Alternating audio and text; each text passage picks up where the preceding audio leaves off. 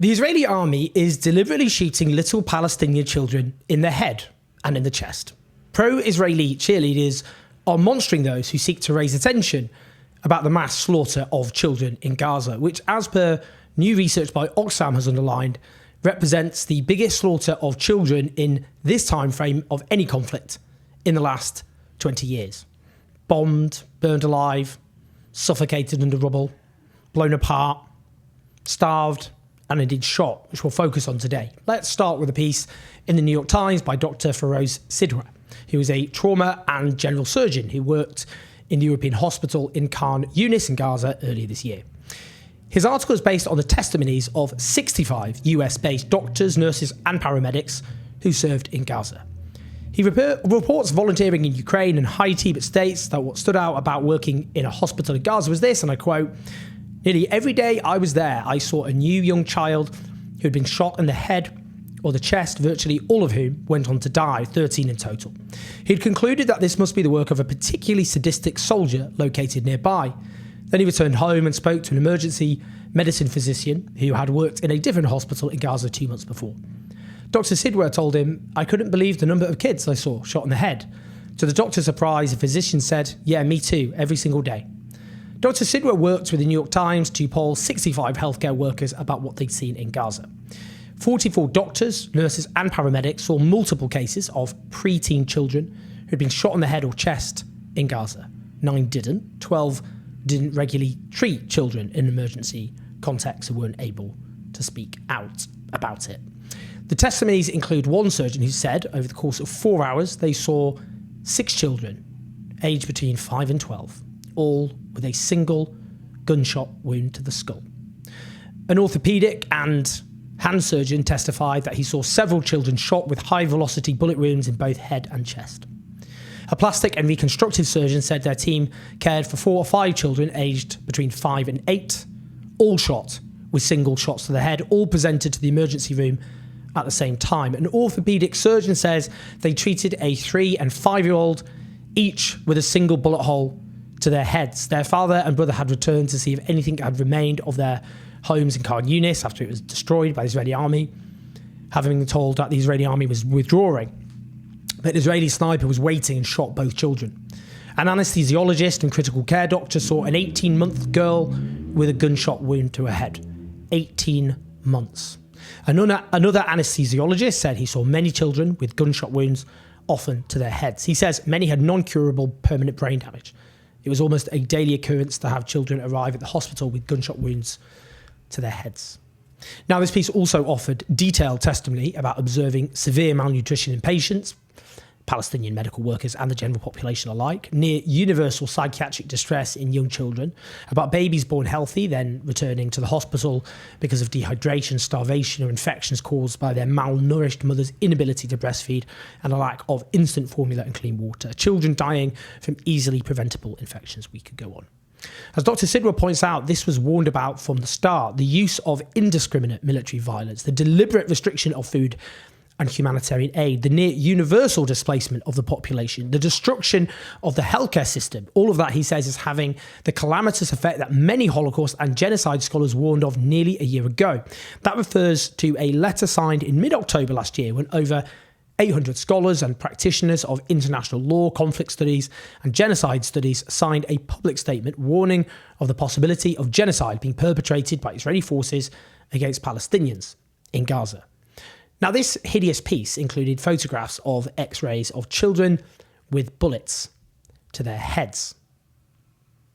It's really important to emphasise that these are testimonies that have been corroborated over and over again. Let's listen, for example, earlier this year to Mark Perlmutter. He's a Jewish-American doctor, and he said this in an interview in July. When were you in Gaza?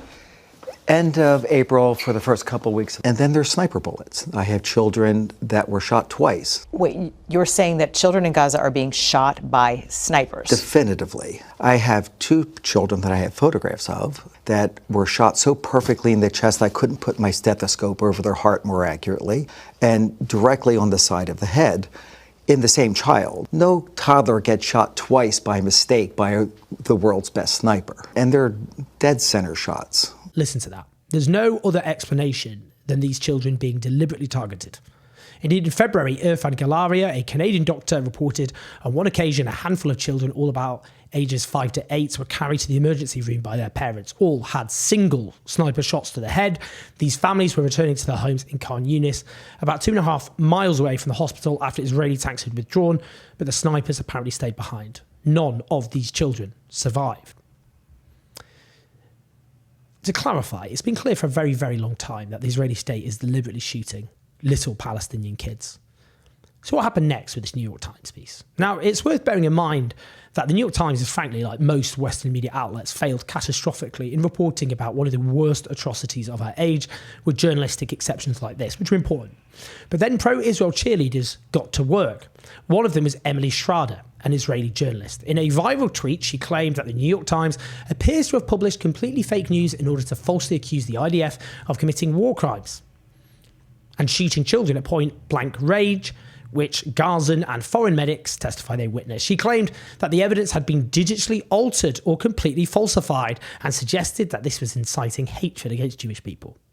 That forced, or people like that, forced the New York Times to issue a statement pushing back on this truly repulsive atrocity denial. They point out they'd gathered first-hand testimonies from 65 US-based health professionals who shared more than 160 photographs and videos, making clear they vetted all the medical workers' credentials, presented the scans to multiple independent experts, examined the images' metadata, and they added, while our editors have photographs to corroborate the CT scan images, because of their graphic nature, we decided these photos of children with gunshot wounds to the head or neck were too horrific for publication. We made a similar decision for the additional 40-plus photographs and videos supplied by the doctors and nurses surveyed that depicted young children with similar gunshot wounds.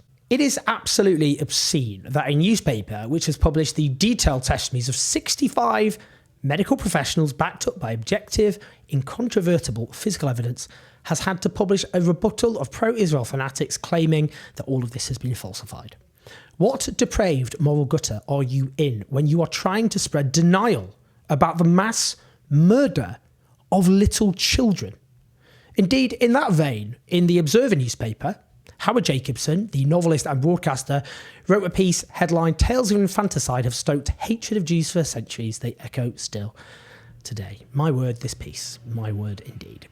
In it, he refers to blood libel, the medieval claim that ordinary Jewish people murdered Christian children for ritualistic purposes.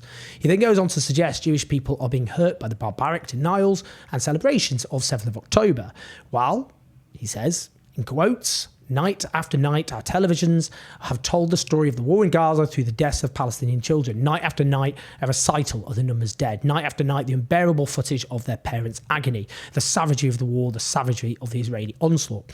He suggests here we are again, the same merciless infanticide inscribed in the imaginations of medieval Christians.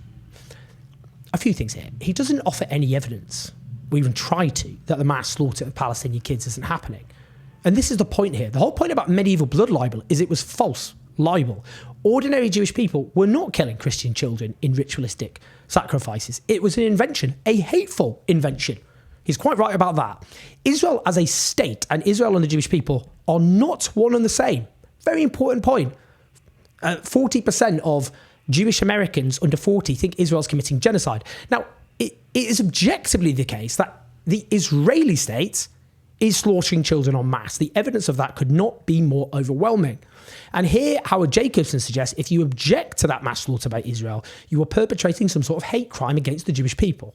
It's also false, as he says, that the news routinely leads with the slaughter of Palestinian children, night after night. It's completely untrue. In fact, it's vanishingly rare. This is just a falsehood. Indeed, he makes this claim in a subsequent interview with Isaac Chotiner in the New York Times, which is a truly extraordinary interview.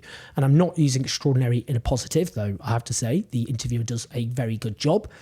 It's the answers which are the issue.